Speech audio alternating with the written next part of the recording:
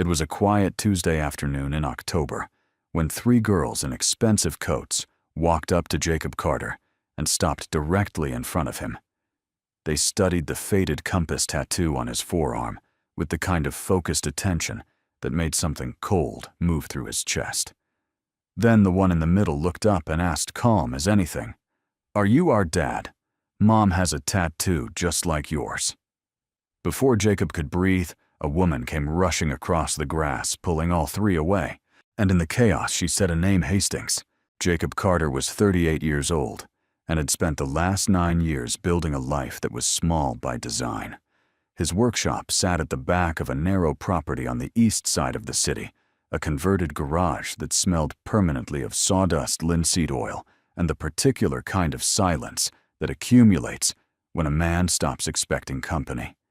He restored antique furniture for a living, chairs with broken legs, cabinets with warped doors, tables that other people had given up on.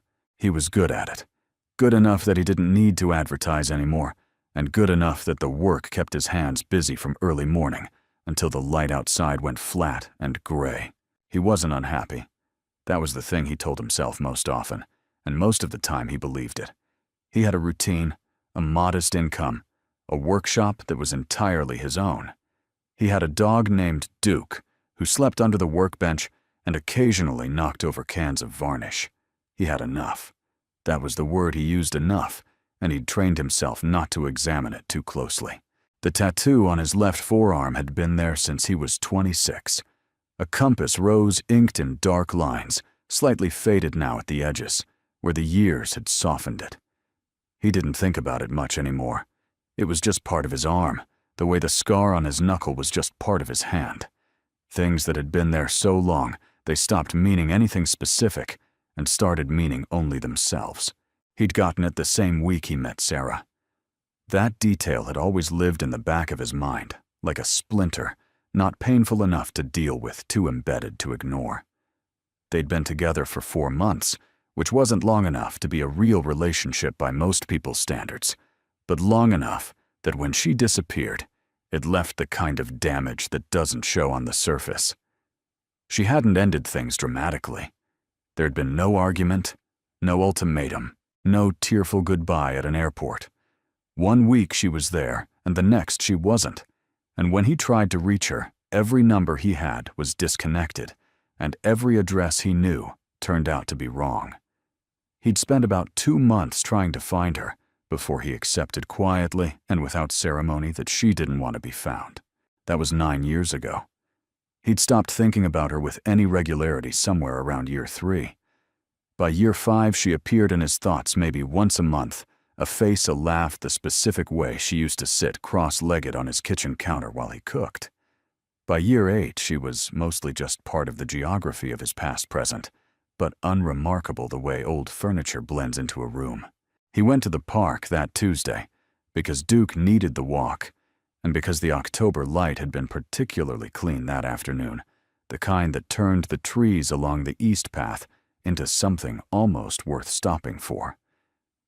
He sat on a bench near the fountain and let the dog off the leash, and he wasn't thinking about anything in particular. Not Sarah, not the compass tattoo, not the 4 months that had quietly defined the decade that followed.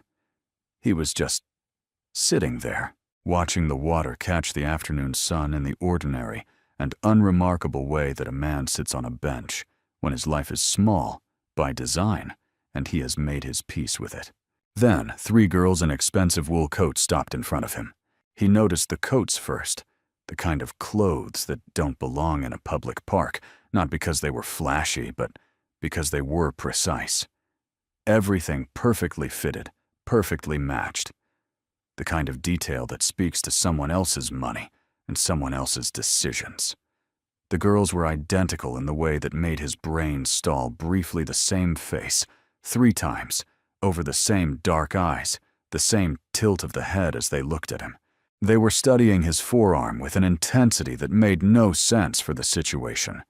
And then one of them, the one in the middle, looked up and said, it calm and direct, the way only children ask the questions adults spend years avoiding. "Are you our dad? "Mom has a tattoo just like yours." Jacob didn't move. The words went into him like something physical and rearranged the furniture. He could hear the fountain behind him, and Duke somewhere off to the left, and the distant sound of the city doing what it always did, indifferent and constant. None of it seemed relevant. The only thing in his field of vision was a compass rose and 3 small faces waiting for an answer he didn't have. Then a woman came running across the grass. She was young, professionally dressed, her face tight with the specific alarm of someone who had made a serious mistake, and knew it. She gathered the girls with both arms and started pulling them away, speaking in a low, urgent voice. And in the middle of all of it, in the middle of the hurrying and the redirecting and the careful erasure of the last 30 seconds, she said a name. Not loudly, not deliberately, just a name that slipped out the way names do when someone is flustered and not monitoring what comes out of their mouth. Hastings. Jacob sat very still on the bench for a long time after they were gone. Duke came back and pushed his nose into Jacob's palm, and Jacob's hand closed around the dog's ear on instinct. But his eyes were on the path where the 3 girls and the woman had disappeared around a curve in the hedge. The afternoon light kept doing what it was doing. The fountain kept running. Everything stayed exactly the same, except for the fact that nothing was the same at all. He went home, and he did not go into the workshop. He sat at his kitchen table with his laptop open, and he typed the name into the search bar with the particular steadiness of a man who is not sure he wants to find what he is looking for. Sloane Hastings. The results came back in under a second. Photographs first. A woman in a dark blazer at a podium, a woman shaking hands at some kind of conference, a woman photographed from a distance getting into a black car. He looked at the face in the first photograph for a long time. The hair was different, shorter, more controlled, and the posture was not the posture he remembered. But the jaw was the same. The line of her nose was the same. The eyes, even in a press photograph, were the same eyes that had looked at him over a kitchen counter 9 years ago in an apartment that no longer existed.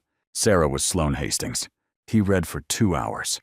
He read everything he could find, which was considerable, because Sloane Hastings was not someone who existed in small quantities. She was the chief executive officer of Hastings Group, a privately held conglomerate with interests across commercial real estate technology, infrastructure, and logistics. She had taken over from her father 8 years ago and had tripled the company's valuation in less than a decade. She was profiled in business publications, quoted in financial news, photographed at industry events. She was, by any measure, one of the more powerful women in American business. She was also, according to a brief and carefully worded item in a society column from 4 years ago, a single mother. 3 daughters. Jacob closed the laptop. He sat in the dark kitchen for a while and did not touch his phone and did not turn on any lights. Duke settled at his feet and breathed slowly, and the house made its small house sounds around him settling into the evening. He thought about the compass tattoo on his arm, the one he'd gotten the same week he met her, and he thought about the fact that she apparently had the same tattoo, or something enough like it that 3 children had looked at a stranger on a park bench and asked a question that nobody asks by accident. He thought about timing. He didn't want to think about timing, but there was no honest way to sit with what he now knew and not do the arithmetic. 4 months together, 9 years ago. 3 daughters who were at a rough estimate the right age, close enough that the math didn't require much calculation, just a willingness to look at it directly. He didn't sleep well that night. He lay in the dark and stared at the ceiling and ran through the different versions of the story he might be telling himself. The coincidence version, the misunderstanding version, the version where the tattoo meant nothing, and the nanny had said a different name, and he had filled in the rest from 9 years of unexamined grief. He tested each version carefully the way he tested a chair joint before committing to the glue, pressing on it to see where it held and where it gave. None of the easier versions held. They all gave in the same place at the same detail, which was the look on those 3 faces when they studied his forearm. That kind of recognition is not manufactured. He had been a craftsman long enough to know the difference between something real and something that only looked like it. By 3 in the morning, he had stopped trying to find the version where this was nothing and started sitting with the version where it was something. Something large. Something that had been sitting in the dark for 9 years without him knowing it was there. He went into the workshop at 4 and turned on all the lights. He didn't start working on anything. He just stood in the middle of the floor and looked at the pieces arranged around him, a Victorian writing desk in the middle of restoration, a set of dining chairs waiting to be rejoined, the bones of things that had been broken and were waiting to be made whole again. He stood there for a long time in the wood smell and the silence, and then he went back inside and made coffee and waited for morning. The decision, when it came, did not feel like a decision. It felt more like an inevitability that had been waiting patiently at the edge of his life for the right moment to step forward. He was not a man who chased things. He had not chased Sarah when she disappeared, had not hired anyone, had not spent years in obsessive searching. He had accepted the loss and built something functional in its place. That was who he was, and he had generally considered it a reasonable way to be. But this was different. This was not about Sarah. This was not about what they'd had or what she'd taken with her when she left. This was about a specific and concrete possibility that 3 children existed in the world who might be his, who had grown up without him, who had looked at a stranger's tattoo in a public park and asked a question that should have been asked years ago by someone who knew the answer and had chosen, for whatever reason, not to give it.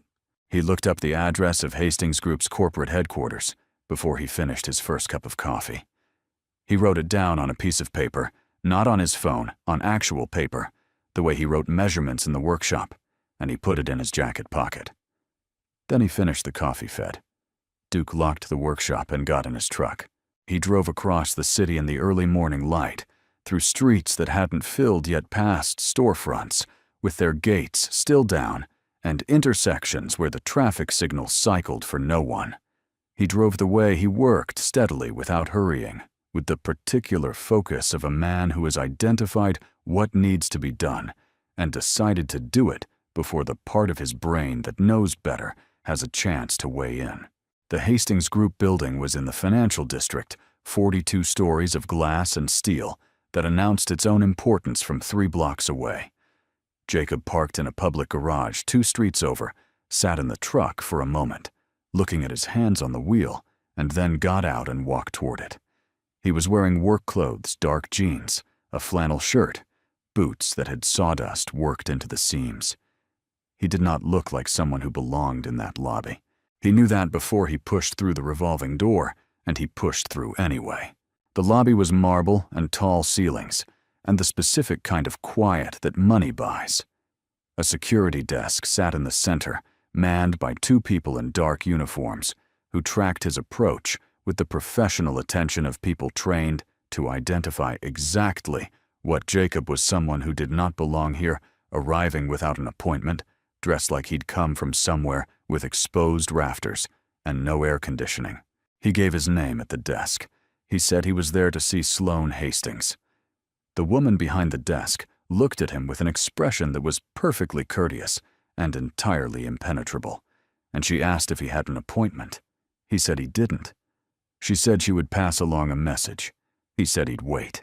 He sat in a chair near the window for an hour and 40 minutes. People moved through the lobby around him, suits, briefcases, lanyards, the purposeful stride of people who had somewhere to be and the credentials to get there.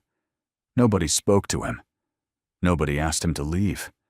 He sat with his hands folded and his back straight, and the piece of paper with the address still in his jacket pocket, and he waited with the patience of a man who has spent 9 years not asking a question and has decided that today is the day he asks it. His phone buzzed at 9:30, an unknown number. He answered, and a woman's voice, not the voice from the park. A different voice, crisp and measured, told him that Ms. Hastings did not take unscheduled meetings, and that if he had a business inquiry, he was welcome to submit it through the company's official channels.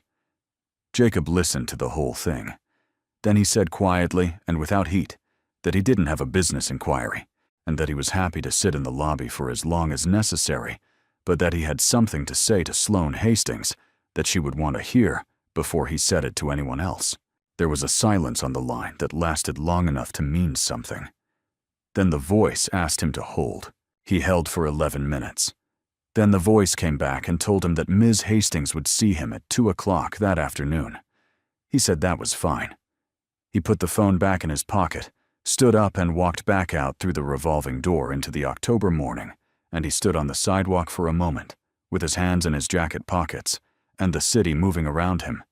And he thought about a compass tattoo on a woman's arm that her children recognized on a stranger. And he thought about 9 years of not knowing, and he thought about what kind of man he wanted to be when he walked back through that door at 2 o'clock.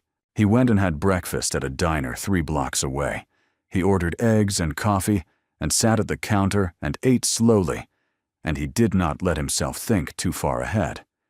He had learned over 9 years of working with broken things that the most dangerous moment in any restoration is the one where you get ahead of yourself, where you start imagining the finished piece before you've dealt with the damage in front of you. You look at what's actually there. You work with what's real. Everything else comes later, or it doesn't come at all. He left a tip, folded his receipt, and put it in his pocket next to the piece of paper with the address. Then he stepped back out into the street to wait for 2 o'clock. He was back at the Hastings Group building at 10 minutes before 2. The same security desk, the same marble lobby, the same 2 people in dark uniforms who recognized him this time and called upstairs without being asked. A different woman came down in the elevator, not the nanny from the park, someone older, with a tablet in her hand and the carefully neutral expression of a senior assistant who had been briefed on exactly how much information to give and had decided to give slightly less than that. She introduced herself as Carol said nothing else and walked him to the elevator without looking back to check if he was following. The 34th floor was quieter than the lobby. Thick carpet, dark wood paneling the kind of interior design that communicates permanence and control without announcing itself. Carol walked him to a set of double doors at the end of a corridor, knocked once, and then stepped aside without opening them. Jacob turned the handle himself. The office was large and ordered. Floor-to-ceiling windows on 2 sides the city laid out below in the flat October light. A desk near the windows, clear except for a single open folder and a glass of water. And behind the desk, standing rather than sitting, was the woman he had spent 9 years trying not to think about. She looked like herself, and nothing like herself both at once.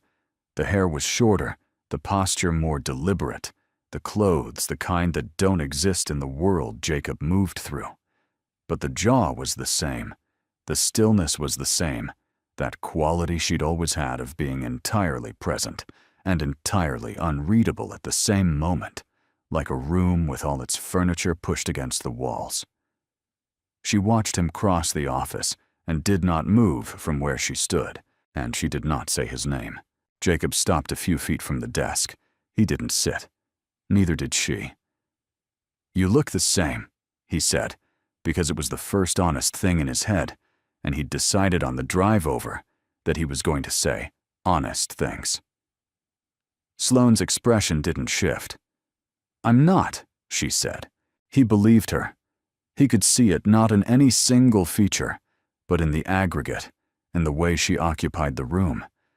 The Sarah he had known had been careful, but unguarded, had laughed too fast, had left her shoes in doorways and forgotten what she'd gone to the kitchen for. The woman across this desk had not forgotten anything in years. She was controlled in the way that people become controlled when they have spent a long time managing things that matter too much to leave to chance. "I'm not here about money," he said, because he had also decided to get the obvious things out of the way early. "I'm not here because of who you are now or what you have. I want you to know that before we say anything else." Something moved in her face. Not softness, exactly. More like the brief adjustment of someone recalculating.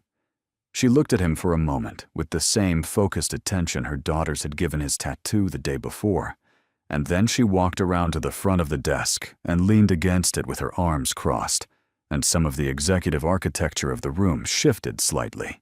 "Then why are you here?" "Jacob," she said. It wasn't a question quite. It was more like an invitation to confirm what she already knew he was going to say. "You know, Michael," he said. She looked at the window. The city sat there behind the glass, indifferent. "I heard there was an incident in the park yesterday," she said. "Margaret called me immediately. I was hoping—" She stopped. She pressed her lips together once briefly. "I was hoping it would take you longer to find me." "It took me about 4 hours," he said. "Your name is not hard to find." "No," she agreed. "It isn't." She looked back at him. "What do you want?"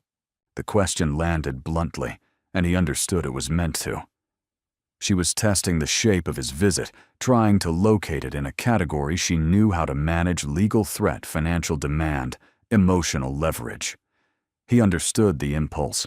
He would have done the same, probably, if he'd had 9 years to build walls and the resources to maintain them. "I want to know if they're mine," he said. The office was very quiet. Outside, 40 stories below the city made its constant noise, but none of it reached this room. Sloane looked at him without speaking for long enough that he began to understand. She was not going to deny it. She was deciding something else, how much to give, in what form, at what cost. He waited because he had come this far, and there was no version of this where impatience helped him. "They are," she said, finally. The words were flat and precise, the way she might confirm a financial figure. But her hands, where they gripped her own arms, had gone white at the knuckles. Jacob didn't move. He had been carrying the possibility for less than 24 hours, but hearing it confirmed still hit him somewhere, below reasoning somewhere, that had nothing to do with the careful steadiness he'd managed to hold on to all morning. He let the feeling move through him without showing it, the way he'd learned to absorb impact without reaction when a piece he was working on turned out to be more damaged than he'd thought. "Their names," he said. "Ruby, Hazel, and Piper." Sloane said the names the way you say the names of things you would protect at any cost, not with sentimentality, but with a precision that communicated exactly how much was behind them. He stored the names somewhere careful and kept going. "Why didn't you tell me?" It wasn't an accusation. He said it the same way he'd said everything else, direct, without decoration, a question that deserved a real answer. Sloane uncrossed her arms and moved back around the desk, putting it between them again, and he noticed the move but said nothing about it. "Because I knew what your life was," she said. "And I knew what mine was going to become. My father was already sick. I was going to have to take over this company whether I wanted to or not, and I was going to do it under a level of scrutiny that I didn't want to pull you into." She looked at him steadily. "And because I didn't think you were ready." "For what?" "For this." She gestured briefly at nothing specific: the office, the city, the whole architecture of the life she'd built. "For any of it." Jacob considered that. He thought about the man he'd been 9 years ago, 29, working out of a rented garage, barely solvent, still figuring out what kind of person he was going to turn out to be. He thought about whether Sloane had been wrong, and he found that he couldn't answer that cleanly. He might have been exactly what she'd assessed. He also thought that the assessment, whatever its accuracy, had not been hers alone to make. "That wasn't your decision," he said. "No," she said. "It wasn't." She said it without apology and without argument, just an acknowledgement, as if she had rehearsed this conversation in some private part of her mind for years, and had arrived at that particular concession a long time ago. "It wasn't my decision to make alone. I made it anyway. I'm not going to pretend otherwise." The honesty of it stopped him for a moment. He'd come in expecting deflection, legal posturing, the kind of controlled corporate engagement she likely used in every difficult room. Instead, she was standing across a desk in a 42-story building, admitting to something she could have spent the entire meeting denying. He didn't know what to do with that, so he set it aside and stayed on the thing that mattered most. "I want to be part of their lives," he said.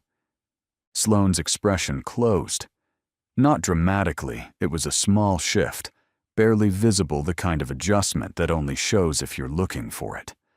But it was there, and it was definitive, and it told him everything about what was coming before she said a word. "That's not something I can allow right now," she said. "They have a life, Jacob. A routine, a school, friends, a home. They're stable. They're happy. Walking in and disrupting that—" "I'm not talking about disrupting anything," he said. "I'm talking about existing. I'm their father. I have a right to." "You have nothing legally established," she said, and her voice had changed still, even but with something underneath it. Now the kind of pressure that comes from a person who knows exactly how much power they have in a room and has decided to use it carefully. "You have a tattoo and a theory and a conversation in a park that I can have characterized any way I choose. I'm not threatening you, Jacob. I'm telling you the reality of where you're standing." He looked at her for a long moment. She held his gaze without difficulty. She had been having high-stakes conversations across desks for 8 years, and she was very good at it, and both of them knew it. "Then tell me where I'm standing," he said. She opened the folder on her desk. She took out a document, several pages paper clipped together, dense with text, and set it on the edge of the desk facing him. She didn't push it toward him. She just placed it there within reach. "This is a non-disclosure agreement," she said. "Standard language. You would agree not to make any public claims about paternity, not to contact Ruby Hazel or Piper, and not to initiate any legal proceedings related to this matter. In exchange, you would receive $2 million transferred within 30 days of signing." Jacob looked at the document. He didn't pick it up. He read the first few lines from where he was standing, and then he looked back at her. $2 million, he said. "It's a fair number," she said. "More than fair, given the circumstances." "Given what circumstances?" "Given that you have no legal standing, no verified paternity, and no existing relationship with them." She said it without cruelty, which almost made it worse. "Given that a court case would be expensive, slow, and damaging to everyone involved, including them. Given that this offer is generous, and you know it." Jacob stepped back from the desk. He turned and walked to the window, and stood there looking out at the city, 40 stories of glass and distance, between him and the street where real things happened at a human scale. He looked at the grid of it all, those blocks and intersections, all those people moving between places.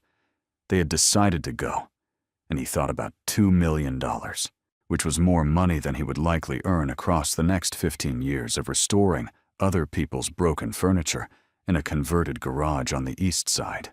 He thought about what $2 million would mean. He thought about it seriously because it deserved to be taken seriously. Not because he was tempted in the way Sloane likely assumed he was tempted, but because he was an honest man. And honesty required admitting that the number was real, and the offer was real, and the life it could buy was real. He could move the workshop somewhere larger. He could stop worrying about the months when work was slow. He could build something more substantial than the functional smallness he'd constructed out of necessity, and called enough. He stood at the window, and he let himself want it fully, and without flinching for exactly the amount of time it took to understand what it would cost. Then he turned around. "No," he said. Sloane looked at him from behind the desk. Her expression had not changed. "No toi pas," he said again more clearly because the word needed to be in the room without any ambiguity attached to it. "I'm not going to sign that. I'm not going to take the money, and I'm not going to disappear, and I'm not going to pretend yesterday didn't happen." "Jacob, I understand what you're offering," he said. "I understand that you can make this extremely difficult for me. I understand you have lawyers and resources, and that I'm standing here in work boots and a flannel shirt, and I don't have any of that. I understand all of it." He picked up the document from the edge of the desk and set it back in front of her on her side of the desk, where it belonged. "And I'm still saying no." Sloane looked at the document, then at him. Something shifted in her face briefly that she controlled before it fully formed. He couldn't read it clearly. It might have been anger. It might have been something else, respect, or a different kind of calculation beginning, or simply the recognition of a variable she hadn't accounted for. "Then you're walking out of here with nothing," she said. "No legal standing, no access, no path forward. You understand that." "I understand that's how it looks right now," he said. "I also understand that Ruby, Hazel, and Piper are going to grow up, and they're going to eventually find out who their father is, and they're going to want to know why nobody told them. And when that happens, you're going to have to explain what you did with that document, and what you offered me, and what I said." He walked to the door. "I'm not your enemy, Sloane. I don't want to damage anything you've built or anything their lives already are. I just want to be real to them. That's all I'm asking for. Not money, not custody, not a war, just real." He left the folder on her desk and walked out through the double doors without waiting for her answer. Carol was still in the corridor. She looked at him with the careful blankness of someone who had heard everything through good soundproofing and was pretending otherwise. He thanked her for her time, which was not her time, but the only polite thing available, and he walked back down the corridor to the elevator and pressed the button for the lobby. In the elevator going down, he looked at his reflection in the brushed steel doors. Work boots, flannel shirt, sawdust still in the seams.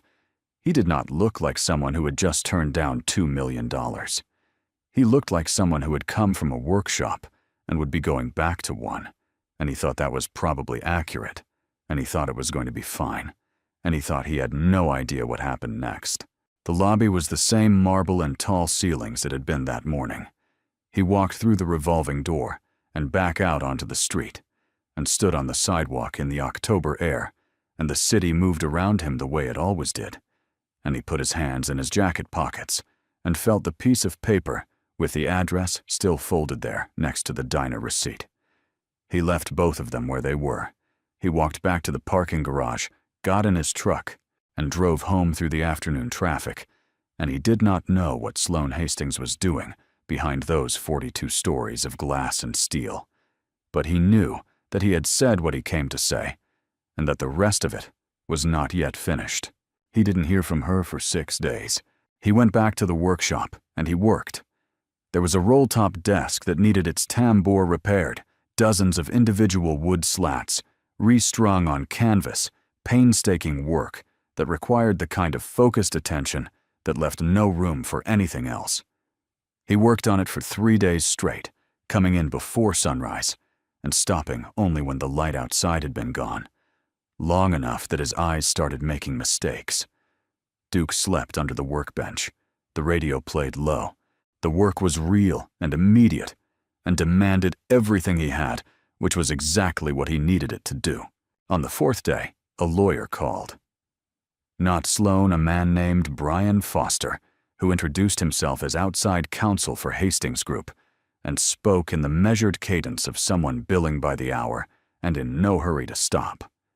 He told Jacob politely and at considerable length that Ms. Hastings had reviewed the situation and was prepared to pursue a full legal defense should Jacob attempt to establish paternity through the courts. He outlined with professional thoroughness the timeline and cost of such a proceeding, the likelihood of outcome, given Jacob's lack of documentation, and the impact that prolonged litigation typically had on all parties, involved particularly those of a young age.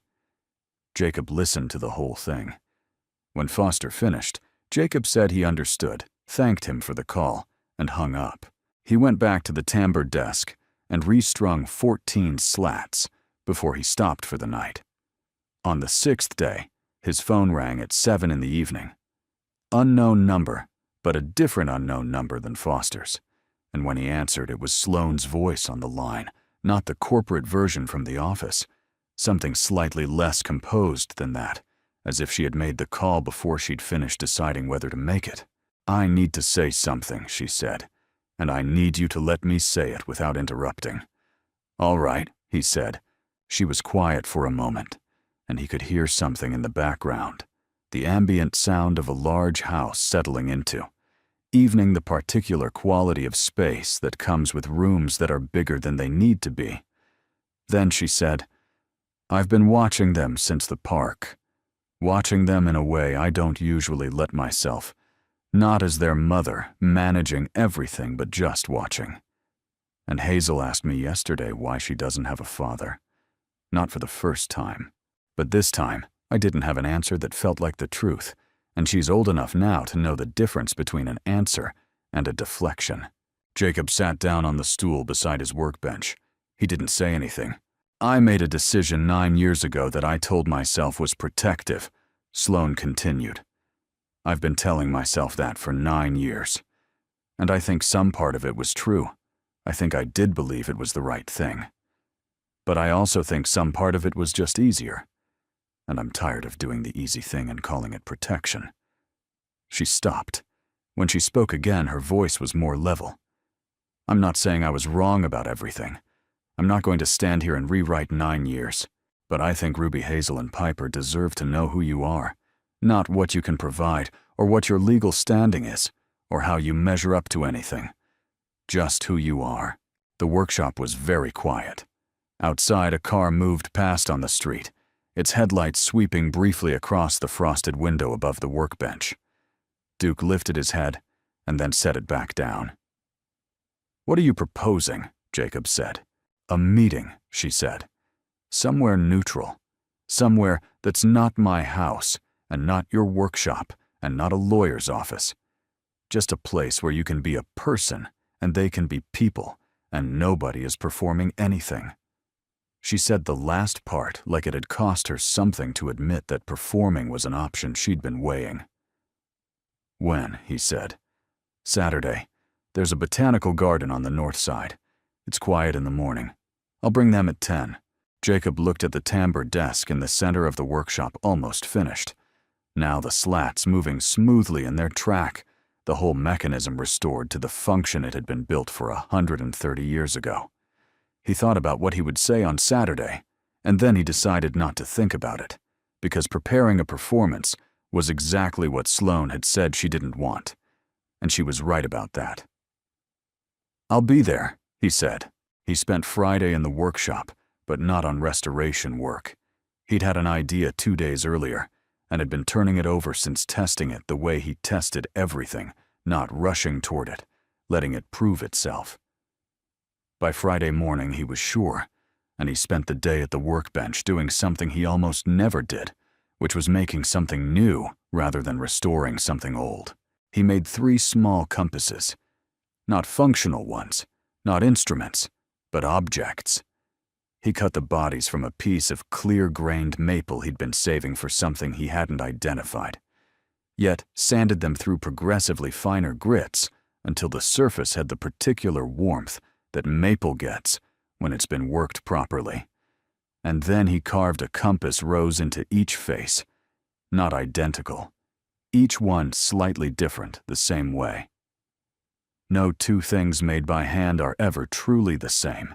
He fitted each one with a brass pin at the center and a simple housing, and he finished them with a thin coat of oil that brought out the grain without obscuring it. Small enough to fit in a child's palm. Solid enough to last. He wrapped each one in a piece of unbleached cloth and put them in his jacket pocket on Saturday morning, and he drove to the botanical garden in the early October light, with the radio off, and Duke at home, and he got there at 9:40 and walked the paths for 20 minutes, learning the shape of the place before anyone else arrived. The garden was quiet, the way Sloan had said it would be. Most of the summer plantings had gone over, but the autumn beds were full ornamental grasses, late dahlias, the structural bones of things that stayed interesting after they'd stopped blooming.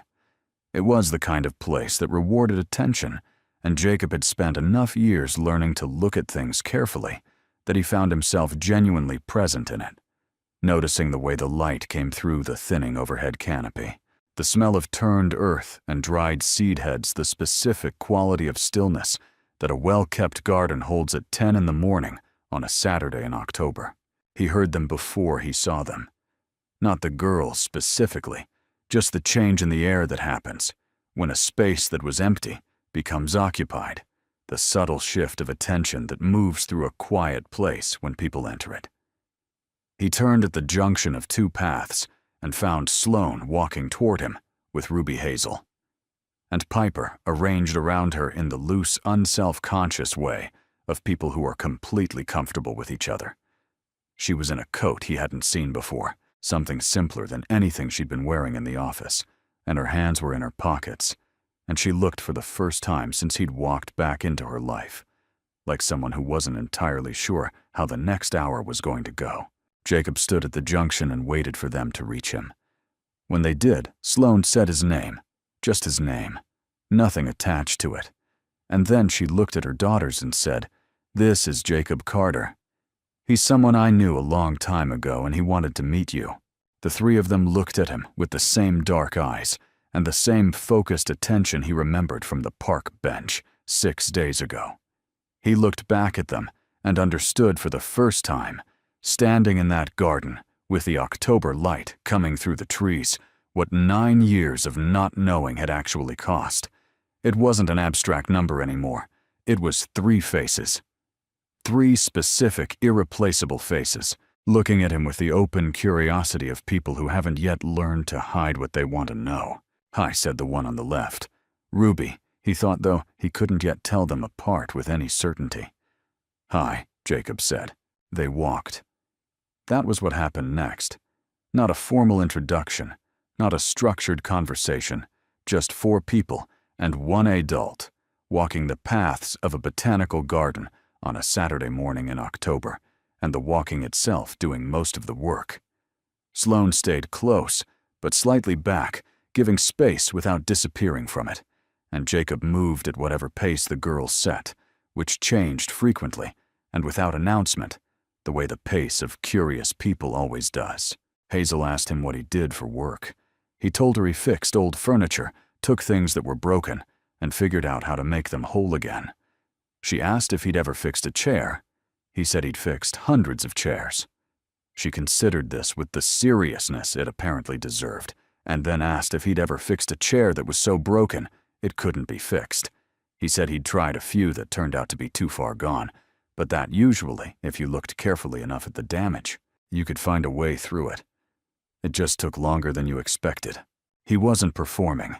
He said it because it was true, and because the question deserved a real answer, and because he'd been in the business of restoring broken things long enough to mean it without effort. Piper, who had been quiet, stopped at a bed of ornamental grasses and studied them with an intensity that made Jacob think of Sloane in the office, that quality of focused assessment. She asked him why the grass was still standing when everything else had gone flat.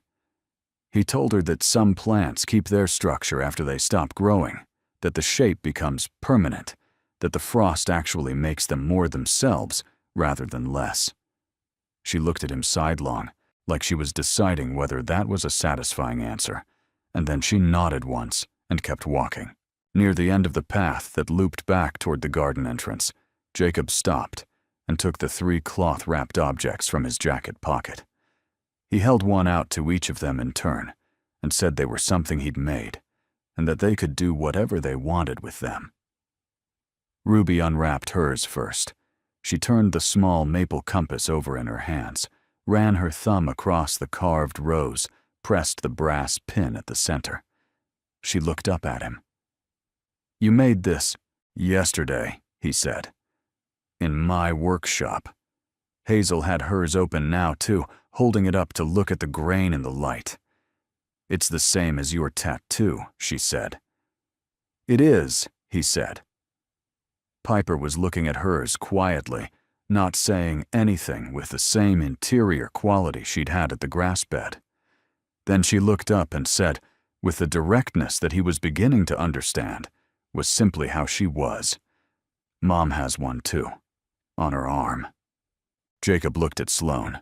She was standing a few feet back on the path, her hands still in her coat pockets, watching her daughters hold the 3 compasses. Her expression was not the controlled, impenetrable thing from the office. It was something more exposed than that. Not broken open, but open the way a window opens. Still the same window, still the same frame, but letting something through that hadn't been getting through before. She met his eyes. She didn't say anything. He didn't either. The garden held its quiet around them, and the autumn light came through the canopy the way it had been coming through, since long before any of them arrived, and none of it required comment. They walked back toward the entrance together. At the gate, Sloane told the girls to go ahead to the car with Margaret, who had been waiting at a distance with the professional invisibility that Jacob now recognized as her particular skill. When they were out of earshot, Sloane turned to face him on the path. "I have a meeting Monday with my legal team," she said. "I'm going to tell them to close the file on the non-disclosure. It's done." She said it in the tone of someone announcing a business decision, which he understood was the only way she knew how to announce things that cost her something. "I'm not promising you easy. I'm not promising you that I know how this works or that I'm not going to get it wrong. But I think they need to know who you are. Properly, not as someone I knew a long time ago." "What does properly mean?" he said. "It means we figure it out," she said. "Together. Slowly. In a way that doesn't damage what they already have." She looked at him steadily. "Can you work with that?" He thought about the tambour desk finished now, and waiting for pickup in the workshop, all those individual slats restrung on fresh canvas, every piece exactly where it was supposed to be, the whole mechanism moving the way it was built to move after 130 years. He thought about the 3 maple compasses, each one slightly different, each one shaped by hand, from a piece of wood he'd been saving, without knowing what it was for.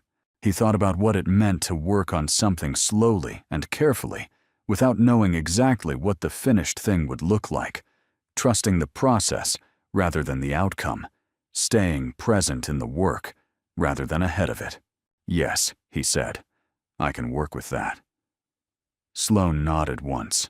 She looked toward the car where Margaret and the girls were waiting, and then she looked back at him with that quality she had present and unreadable the room, with all its furniture pushed against the walls, except that for just a moment standing in the October garden, with the light going soft around the edges of the morning, some of the furniture was where it was supposed to be.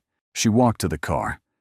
Jacob stayed at the gate for a moment, watching them go, and then he turned and walked back through the garden, the long way back along the path where they had walked together, past the ornamental grasses and the late dahlias, past the place where Hazel had held the compass, up to the light, past the bench where Piper had sat for a moment and said nothing but had been completely present in her silence. He walked the whole circuit alone at his own pace, and he let himself feel the full weight of the morning, not managing it, not processing it into something manageable, just feeling it the way you feel a piece of wood when you first pick it up before you've decided what it is or what it needs.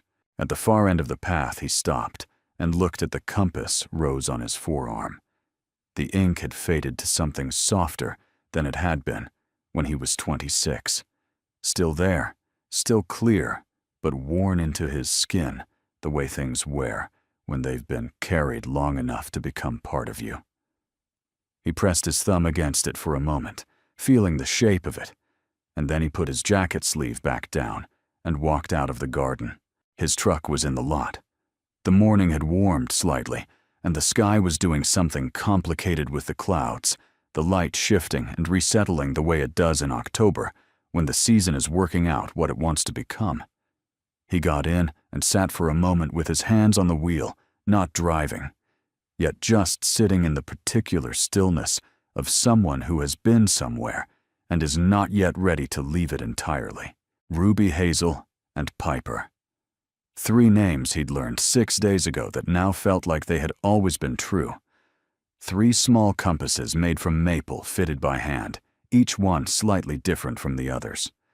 3 people who had grown up without him, and would now slowly and imperfectly, and without any guaranteed outcome, begin to know him.